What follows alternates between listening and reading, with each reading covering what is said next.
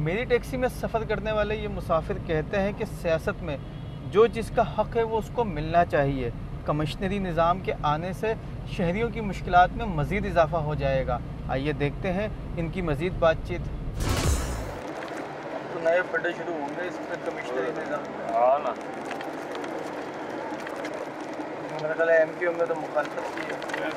कभी नहीं चाहिए मुखालफत की है। कमिश्नरी निज़ाम का भी अमन कायम हो जाए। दुनिया इतनी जदीद तरक्की कर गई है, अभी ये कमिश्नरी में फंसे हैं।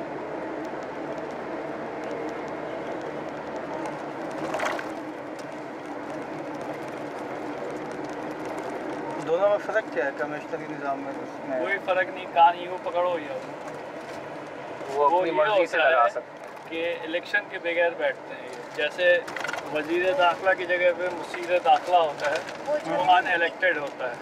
तो है अब रहमान मलिक जो है ना, वो वज़ीर दाखिला नहीं है, मुसीर दाखिला है। नहीं, वज़ीर दाखिला बन गए ना, वो तो सेनेट के इलेक्शन सेनेट में कराया होगा ना, मगर वो अनएलेक्टेड था। वो पहले थे वो। हाँ, जब इलेक्शन हुए थे बल्दियाती इंतखाबात, उसमें भी कई सीटें तो मुत्तहदा हारी थी। ऐसी बात नहीं। वो तो लियारी से इधर से एक दो कुछ जवाब से लगा। तो नाजिम तो वो था ना, वो तो ज़्यादा सीटों पर ही होगा ना। हाँ, तो असल चीज़ तो यही है ना कि अक्सरियत इनकी हो जाएगी, फिर नाजिम इनका हो जाएगा, इसलिए हुकूमत नहीं चाह रही। भाई जिसके ये हुकूमत हट गई ना, काफ़ी जिसका हक है, मुत्तहदा का हक है, उसको मिलना चाहिए। बस हम जानते हैं, उसको किसी तरीके से हटाना नहीं चाहिए। एक बार अगर कुछ पार्टी हट गई तो लंबे अरसे के लिए नहीं आए सभी अब के।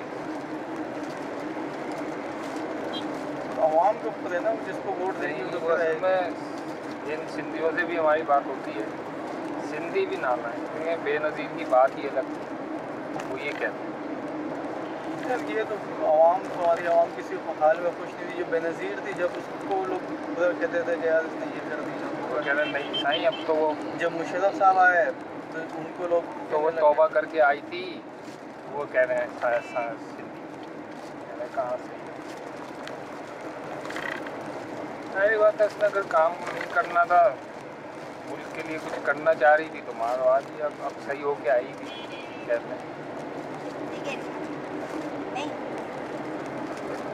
बल्दियाती निज़ाम सही था वैसे। सियासी निज़ाम भी सही था, उन्होंने काम इस दफ़ा सही करवा दिया। बल्दियाती निज़ाम में कम से कम ये तो फ़ायदा होता है, वो अपने इलाके के काउंसलर को, नाज़िम के इलाके ही क्या, इन्होंने तो पता नहीं कहाँ घुस गए थे, लियारी में भी घुस गए थे, सब वहाँ पे भी काम करा दिया था अच्छा खासा। अच्छा, लियारी आप जाके तो देखो, सड़कें वहाँ की अब फिर ख़राब हो गई हैं। लियारी वाले तो कहते हैं कुछ भी काम नहीं करते। ये लियारी वाले कहते हैं, बलोचों ने कहती हैं, भाई असल बात बलोचे ये कहती हैं हम तो अल्ताफ भाई को वोट देगा भाई ईमान से। ये तो वो मीडिया में तो वो अपने अपने बंदे खड़े करते हैं, तो वो तो यही बोलेंगे ना, ये हो गया हमारे साथ, वो हो गया। भाजपा भी तो है ना, भुट्टो को कहते हैं ना, उर्दू बोलने वाले के भुट्टो से ही आदमी बोलते हैं ना, फिर इसी तरह उनमें भी है। मेरी टैक्सी में सफ़र करने वाले ये मुसाफिर कहते हैं कि MQM का हुकूमत से अलहदगी का फ़ैसला बिल्कुल दुरुस्त है और अब MQM को हुकूमत के ख़िलाफ़ भरपूर मुहिम चलानी चाहिए, और वो भी मुस्लिम लीग नवाज़ के बग़ैर। आइए देखते हैं इनकी मज़ीद बातचीत। अब देखिए आगे क्या होता है MQM के अलहदगी के बाद। जी, कल की तो मैंने टेलीफोन लेने बंद कर दी उनकी। ये वही तो कहता हूँ, अपनी हालत कैसे हो। आप क्या समझे, जो सिचुएशन चल रही है, सूरत हाल, उसमें क्या MQM के ख़िलाफ़ ऑपरेशन करेंगे ये लोग? नहीं कर सकते। कर ही नहीं सकता, सवाल ही पैदा हो सकता। क्यों? कराची में नहीं रहना उन्होंने। ये रीज़न है, अभी पाकिस्तान बुरी तरह फ्लॉप हुआ हुआ है, तो ये कराची को क्या बंद करना चाह रहे हैं, मरकज़ी शहर। सबसे बड़ा शहर है आपका कराची, तो हर जगह की इन्होंने हालात ख़राब किए हैं, तो यहाँ के हो गए, उसके बाद लाहौर है, वहीं के भी करते हैं, पाकिस्तान सारा बर्बाद हो जाएगा। ये इत्तलात तो ऐसी है ना कि मेरे ख्याल जुल्फ़िकार मिर्ज़ा साहब ने आफाक अहमद से भी मुलाकात की थी। कहाँ कैमरे से? हाँ, जमात इस्लामी वालों से मुलाकात हुई है। जुल्फ़कार साहब तो एक किस्म के हैं। जी जुल्फ़कार मिर्ज़ा साहब जो है किस्म के हैं। क्यों?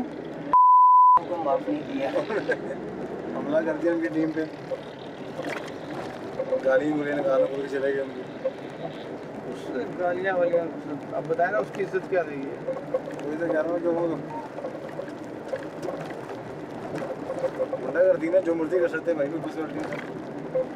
अब तो बड़ी उनको भी बड़ी मुश्किल हो गई हुकूमत चलाने में, MQM के लिए होने के बाद। ज़्यादा वक्त मेन शहर कराची है आपका, आप उन्हीं के साथ लिंक को लेकर ही चलोगे तो क्या होगा? हुकूमत के खिलाफ MQM मुहिम चलाएगी। MQM को चाहिए चलाए हुकूमत के खिलाफ, ये ज़रूरी है। वो उनके साथ, नवाज शरीफ के साथ। ये नवाज शरीफ ने नहीं चलाई अब तक, कितना अर्सा हो गया। नवाज शरीफ तो छोड़े, ये नवाज कह रहे हैं शरीफ उनके कुछ साथ करता मिल रहे हैं, जी उनके साथ मिल रहे हैं, मिल के बैठेंगे। है। नवाज शरीफ फारग है। मेरी टैक्सी में सिंध के बदनाम डाकू माशूक बदोही के करीबी अजीज़ों ने भी सफ़र किया, जिनका कहना है कि जब किसी को उसका हक और इंसाफ नहीं मिलता तो लाजमी बात है गलत रास्ते पर चलेगा। आइए देखते हैं उनकी मज़ीद बातचीत। आपका पंजाब से हैं? नहीं, हम सिंध से हैं। असल तो बलूचिस्तान से हैं, अभी सिंध में रहते हैं, यहाँ शहजादपुर में, सांगड़ ज़िले।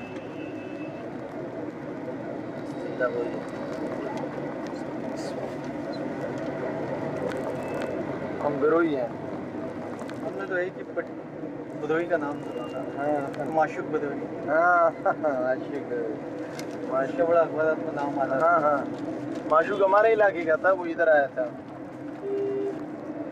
माशूक ने भाई, हाँ हाँ, मारा गया हो तो पता नहीं, लोग कहते हैं नहीं मारा गया था। समझ में नहीं आता है, सब अंदर में पुलिस सब मिले हुए हैं। अगवा बदे तावान की वारदातों में था ना, सबसे हाँ। बड़ा ग्रुप था उसका। असल में भाई ये सब नाइंसाफ़ी के पैदावार हैं ये लोग, क्योंकि हमारे इलाके के हम जानते हैं ना।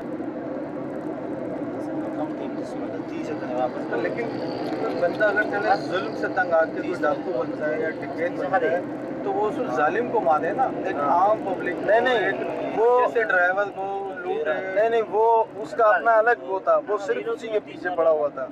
संजरानी कौम है ना, ग्रुप है जो संजरानियों का सरदार है, वो सिर्फ उसी के पीछे लगा हुआ था। वो कभी उसने गरीबों को नहीं मारा, बहुत मतलब अच्छा आदमी था। वो कभी इस लाइन में आया नहीं, जो माशूक वाले आए ना, वो तो इस लाइन में आया ही नहीं। उसका अपना ही लाइन था, सिर्फ जो बड़े बड़े जो संजरानी और उनके जो वडेरे थे ना, सिर्फ उनको।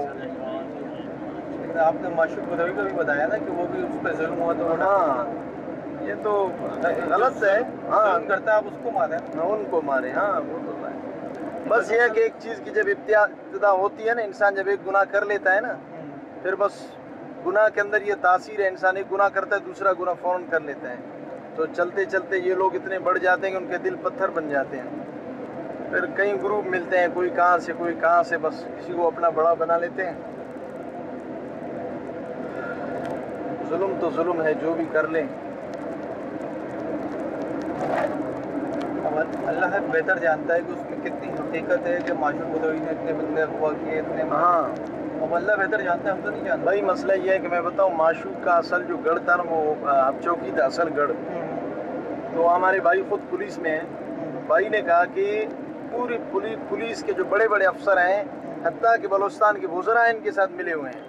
अच्छा। भाई ने कहा एक दफ़ा हम बाइक पे जा रहे थे तो एक आदमी ने आके फायर कर दी, 2 लड़कों ने। मैंने पहचान लिया, तो मेरे साथी जो अगला बैठा हुआ था गश्त पे, उसको यहाँ से गोली लगी, वो गिर गए। तो बाइक को मैंने संभाला और उसको अस्पताल ले गए।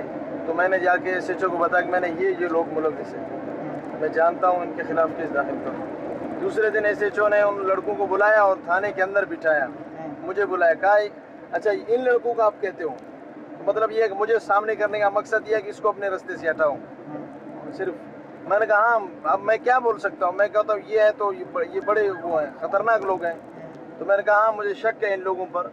फिर कहा कि उन्होंने मुझे फ़ोन किया, इनको मेरा नंबर भी दिया, कहा इसको समझाओ। उन्होंने फ़ोन किया कि देखो आप भी बलोच हो, ये है वो है, आप इन मामलात में नहीं पड़ो, आप गरीब आदमी हो, आप जितना पैसा मांगते। भाई ने कहा मैं पैसे वैसे नहीं मांगता हूँ, सिर्फ मुझे गारंटी दे दो कि मेरी जान को ख़तरा ना हो। उन्होंने कहा नहीं, बस सभी आप रास्ते से हट जाओ। तो भाई ने कहा कि मैंने अंदाज़ा लगाया कि सब मिले हुए हैं इनके साथ। मेरी टैक्सी इसी तरह सड़कों पर चलती रहेगी। और मैं आम आदमी के ख़यालात और उनके मसाइल इसी तरह जानकर आप तक पहुंचाता रहूंगा। अगर आप हमें कोई तजवीज़ देना चाहते हैं तो आप हमें मेल कर सकते हैं tn@sama.tv पर। इसके साथ ही मुझे और टैक्सी न्यूज़ की टीम को दें इजाज़त। अल्लाह हाफिज़।